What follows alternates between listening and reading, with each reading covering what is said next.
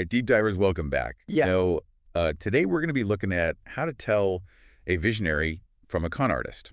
Oh, yeah. And today's case is, well, it's really something. Yeah, this one's a doozy for sure. It really is. We're going to be dissecting the career of Tariq Nasheed, Tariq Nasheed. the self-proclaimed world's #1 race baiter. Wow. This guy is everywhere, all over the place. He's an author, he's a filmmaker, he's a podcast host. Oh, yeah, he's everywhere online. Just everywhere. Yeah. Always stirring up something. That's what we're here to figure out today.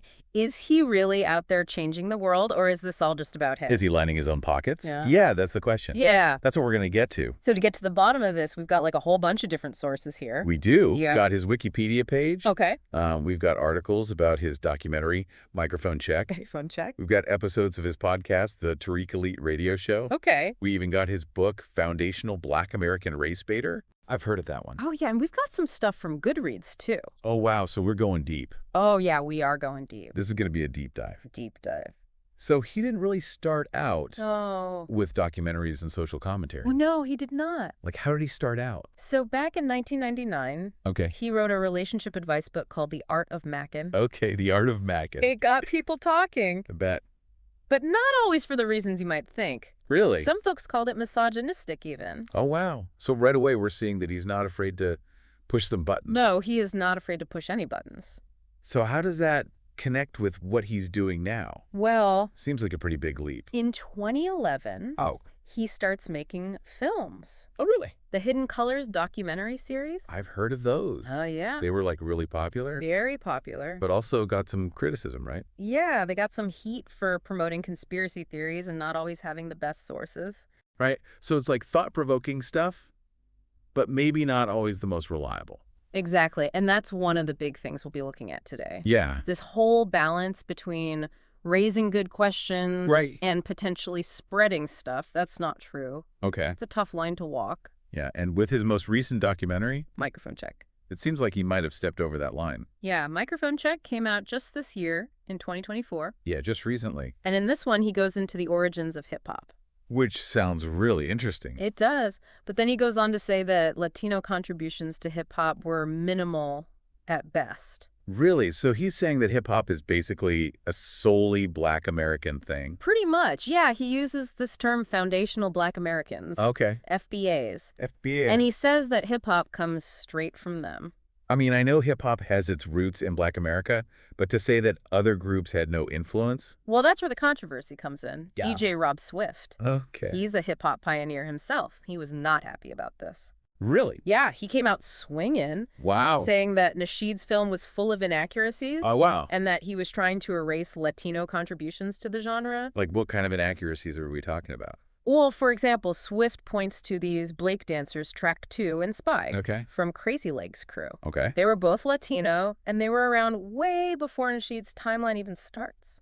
Oh, wow. So he's saying there's, like, proof that Latinos were there from the beginning. Exactly. And he also talks about Felipe Luciano.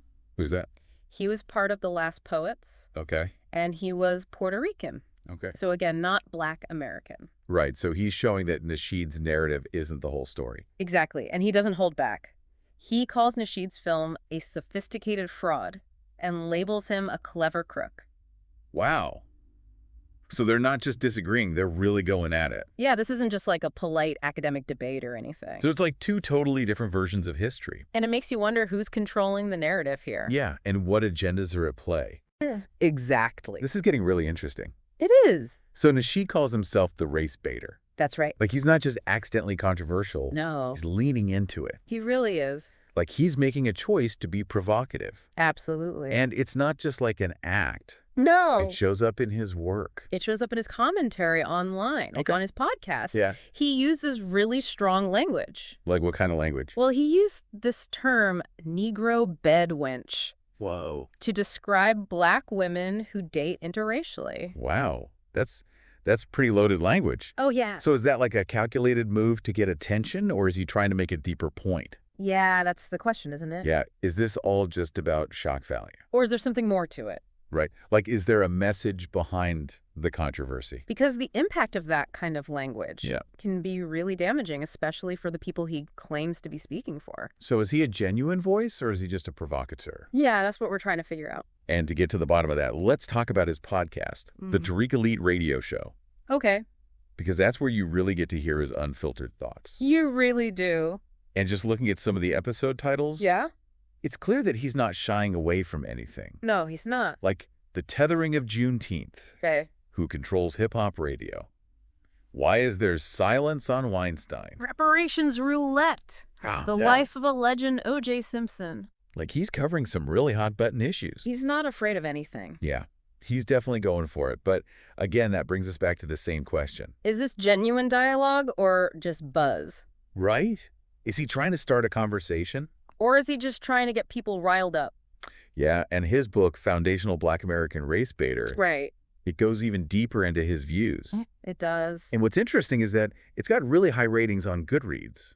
It does. So people are clearly connecting with his message. They are. But is he using his platform responsibly? That's the question. Is he actually fighting for change? Or is he just profiting from these sensitive topics? It's not an easy answer It's not. because there's so much to unpack here. There really is. We can't just rely on like sound bites and Twitter feuds. No. We have to actually look at his work. We have to understand his methods. Yeah, and figure out what kind of impact his message is having. Exactly. And to do that, we need to go deeper. Okay, so let's get into it. So we were talking about Nasheed's resilience Yeah. and how that could be a sign of dedication Mm-hmm. or just someone who's chasing the spotlight. Right. And I think this episode of his podcast is a good example. The tethering of Juneteenth. Yeah, the tethering of Juneteenth. You really see how he connects different ideas in this one. Oh, really? It's something he does a lot, actually. Okay. But in this episode, he's arguing that the way Juneteenth is becoming more and more commercialized. Right, with all the merchandise and stuff. Exactly. All the brands jumping on board. Yeah. He's saying that's actually a form of cultural appropriation. So he's taking something that's supposed to be a celebration Mm-hmm. and turning it into a critique. Yeah, he's saying that Black culture is being commodified for profit. That's a pretty bold statement It is. to make. And it really highlights his style. Okay. He's always connecting current events to bigger historical patterns. Right. So it's not just about Juneteenth. No, it's about how systems of power try to control Black narratives. So he's saying, like, yeah, you can have your BBQs and your sales, Right. but that doesn't erase the history. Exactly. But how does he back that up? He actually uses specific examples. Really? Yeah, he talks about the lack of investment in Black communities. Even though corporations are making money off of Juneteenth. Exactly. And he brings up the historical context. Like what Juneteenth is actually about. Yeah, the emancipation of enslaved African Americans. So he's grounding his argument in facts. He is. It's not just a rant. No, he's building a case. Okay, so that makes it more convincing, It does. even if you don't agree with his conclusions. Right? His conclusions might be debatable, Yeah. but he's not just making stuff up. He's using evidence. He is. So maybe he's not just a grifter.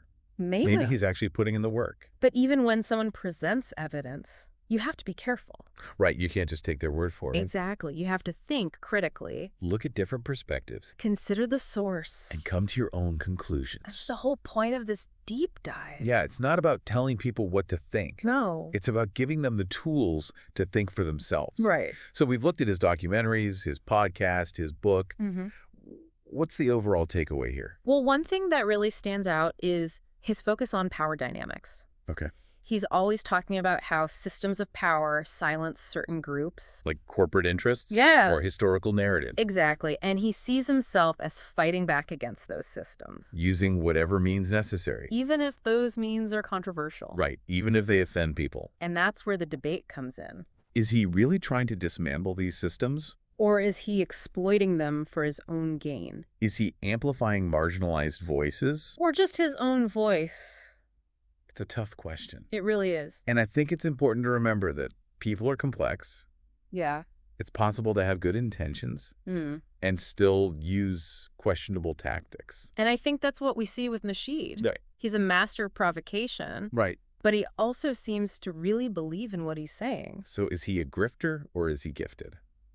That's the million-dollar question. Yeah. And honestly, I don't know if we can answer that definitively. I think it's more nuanced than that. I agree. Maybe he's a bit of both. Or maybe he's neither. Maybe he's just someone who's figured out how to use controversy Mm-hmm. to build a platform To get people's attention, and to get his message out there. whether you agree with him or not. And in a way, isn't that the story of our times? What do you mean? I mean, we live in a world where attention is currency, Right. where outrage goes viral, and the lines between entertainment activism and self-promotion, They're all blurred. yeah, they're all blurred. It's hard to tell what's real anymore. Exactly. So how do we know who to trust? That's a good question. It's more important than ever to be critical, Mhm. to question our assumptions, And to be wary of anyone who claims to have all the answers. because we can't just sit back and expect others to fix the world. We have to be active participants. Yeah. We have to think for ourselves. So as we wrap up this part of our deep dive, Okay. we'll leave you with this question. What's that? What role does controversy play in social progress? Hmm. Is it necessary for change? Or does it just make things worse? Think about it and join us for part 3, Okay. where we'll explore this question even further. Sounds good. All right, so we're back for the final part of our deep dive into Tariq Nasheed. Tariq Nasheed. We've been trying to figure out, is he a grifter or is he gifted? Right. But like we've seen, it's not always so simple. It's complicated. Yeah, it's not black and white. No, and that's what makes this whole thing so interesting. Yeah, it's not just about him. It's about all of us. Yeah, how we deal with all this information out there. Especially online.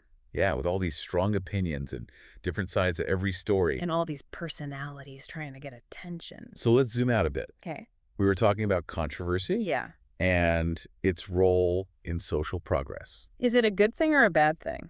Right. Because sometimes it feels like it just makes things worse. It can definitely be divisive. Yeah. But then again, sometimes you need to shake things up. You need to get people's attention. Yeah, like think about the civil rights movement. Right? There was a lot of controversy back then. A lot of people pushing boundaries. Yeah, and it led in some major changes. It did. But it also caused a lot of division. It did. So how do you find that balance? That's the question. How do you use controversy to create positive change? Without just causing more chaos. Yeah, without just making everyone angry. Yeah. So where does that leave someone like Tariq Nasheed? Good question. I mean, he's built his whole career on being controversial. He's the self-proclaimed race baiter. Yeah. So is that helping or hurting? It depends on who you ask. Right, like his supporters would say he's a disruptor. Mm-hmm. Someone who's not afraid to speak truth to power. And they might point to his documentaries. Like Hidden Colors. Yeah, which brought to light some important historical narratives. That a lot of people didn't know about. And his podcast where he's not afraid to talk about anything. He's fearless. But his critics would say that he's just causing division. That his methods are counterproductive. Yeah, like his language can be really inflammatory. And he often makes generalizations. And he's not afraid to promote conspiracy theories. So they would say he's more interested in getting attention. Than actually having a constructive conversation. Right.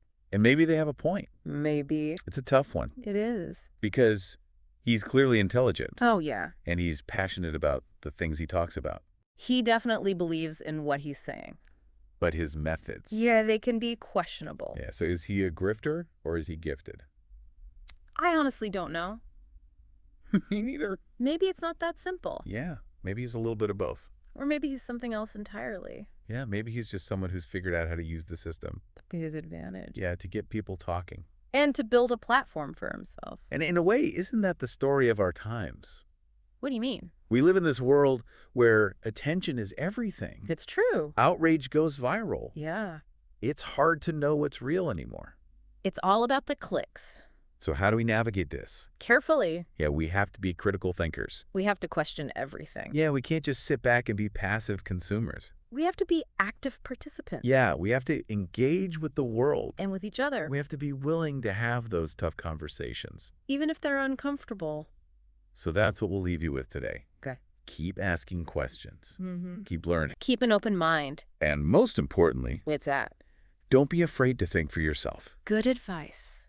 Thanks for joining us on this deep dive. Until next time. Stay curious, stay engaged. And stay informed.